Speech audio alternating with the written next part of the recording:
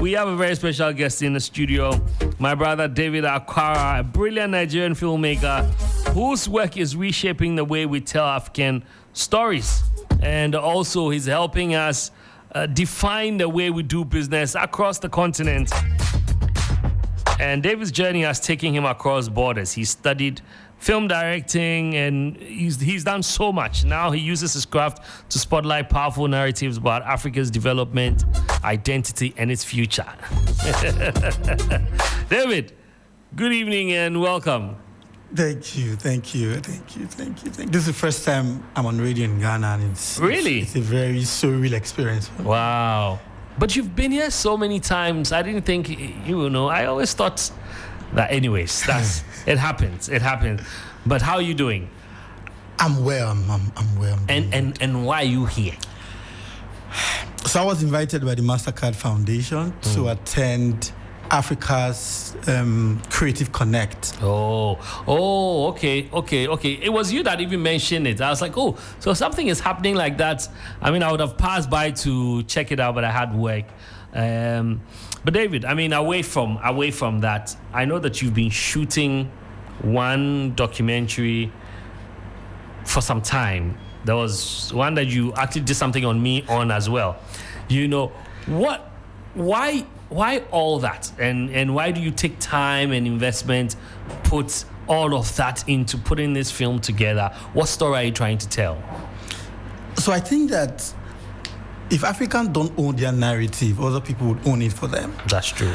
And as someone who is very particular about how people see the continent, I think that I have a duty, right, to do my part, because talk is cheap. It's cheap, that's true. So that's my own commitment. So when I travel the continent and I tell stories, particularly about Africa's economic growth, whether it's through creative industry, you took us through an entire masterclass about where Africa is and where Africa should be in terms of music.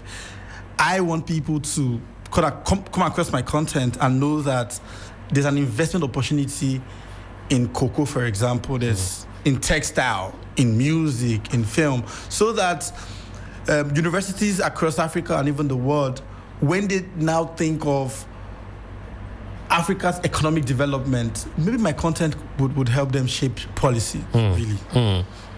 That's brilliant. Like, you're not just looking at the aesthetic feature of whatever we have, but more what it can do for society and for the continent at large. Charlie, good job, man, good job. I also, so is that the reason why there's this? Because I see the synergy between you and AFTA. So I'm always asking, like, does David work for AFTA, or are they just pushing his work? What's the connection? So, I went to school in Ghana, obviously. Yes. And Ghana taught me the importance of service. Service in the sense that service to your continent. And I got that from Kwame Nkrumah, God bless his soul. I've always wanted to contribute to Africa's development. I didn't know how. So when I heard that the African Union is establishing a continental free zone for the continent to trade as one block, and it's the African Continental Free Trade Area Secretariat that is going to facilitate that, I was blown away. I said, this, I'm going to own it as my narrative, and I'm happy. When people see me, I like the impression that you think I work for them. It means I've done a good job. You have. In championing this cause. You have. So I've always thought that you work with them. No, they've never commissioned me. Wow. They've never commissioned me. Wow. So this has been your initiative. You push something, and then knowing what they also stand for, you sort of like bring them on board to keep you going. And the interesting thing, Trig, people don't, the film title is The Rise. Yes. Right? And it says that the rise of Africa's economic growth and independence. But in retrospect, it's the rise of David Akwara. I've gone to places where ordinarily, if I was filming the things I used to film, I wouldn't have gone there. The United Nations, for example, the African Union, African Development Bank. I just recently returned from South Korea. Oh, wow. Yeah. And it was, what they wanted to hear was the right story. How I was jumping buses in Ghana and going to Cote d'Ivoire to film entrepreneurs. And why am I even hopeful? that the continent can integrate. That's why they flew me all the way from Nigeria to South Korea. So I think that as people, there has to be a course that you should do to develop or to contribute to the development of your community. Yes. Aside making money, because I think that, people would say making money is... Wow. And I'm happy you've mentioned, I mean, it means that you're well-traveled. Now, in your opinion, no, I mean, that's true. I mean, you were in Ghana a while ago when we were shooting the documentary. Yeah. Then the next time I saw you already in Cote d'Ivoire or Ivory Coast, if I should say. Yeah. And so you travel around a lot.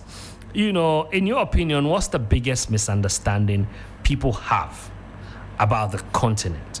And how does your documentary address that? I know you've mentioned one side, which is the trade aspect and all of that, but let's get into it. In your opinion, what do you think is a misunderstanding? What do you always find yourself telling them? No, it's not like that, but it's like this. And when you're not there, do you think that the film will address that problem? I hope it does. But first, but for me, in my observation, is the mistrust amongst ourselves that, and it doesn't have to be a particular nation, in quote unquote, right? We don't think that we can collaborate with each other. We don't see synergy in working together. It is easier for you to collaborate with somebody from outside the continent. Wow. Than to do that with your brother from Namibia, for example. Wow. So the fact that I look like you is already a mistrust for them. That's one of the things I've observed. And that's why every time I travel and every time I get an opportunity to speak, I speak of the Ubuntu philosophy. Yeah. That I am because you are. Yeah. I cannot be David Akwara if there's no Trigmatic. So I am hoping that every time people watch my documentaries and the project that I do, they would see themselves in it, that we are no different. That's why Trig. I don't like to do projects that are only one country focused. Yeah.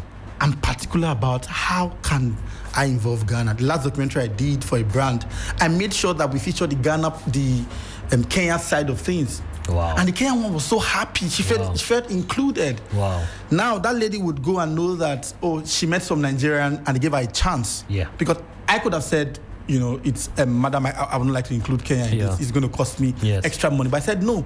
For the fact that this lady in Kenya is part of the business, we should document it. So I'm hoping that my documentary is able to reshape how people see themselves, that we are our biggest ally, really, as human beings. Wow. I mean, I wish we had a lot of time, but this will be my last but one question. I mean, what tools or strategies do you think, when it comes to storytelling, do you think that we should borrow?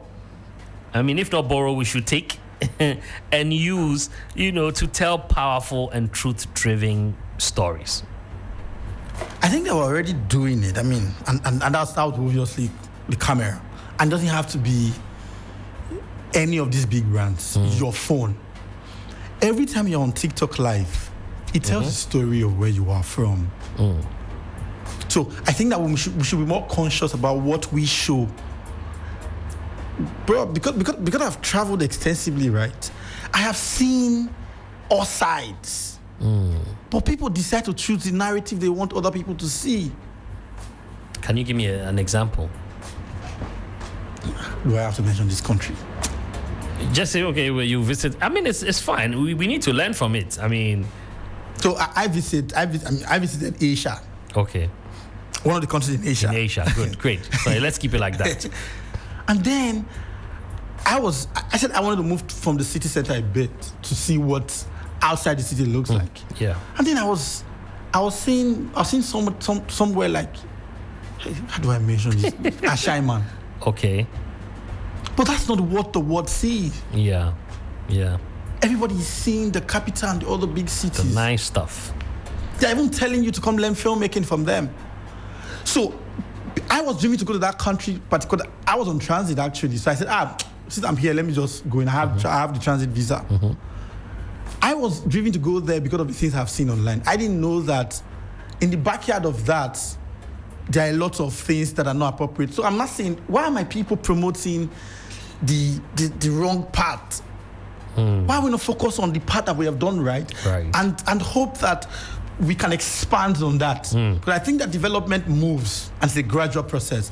So I am hoping that every time we come on TikTok, on Facebook Live, and every time we use our camera, let it be a story that dignify our continent. Because nobody would respect your home if you do not. I totally agree with you, and I wish we could go on and on. Unfortunately, time will not allow us. But before you go, I have like quick, rapid questions, just three questions. If your life were a movie, what would the title be? The Rise. The Rise. Which African filmmaker, past or present, inspires you the most, and why? That's a very difficult question. Kula Fulayan. Okay.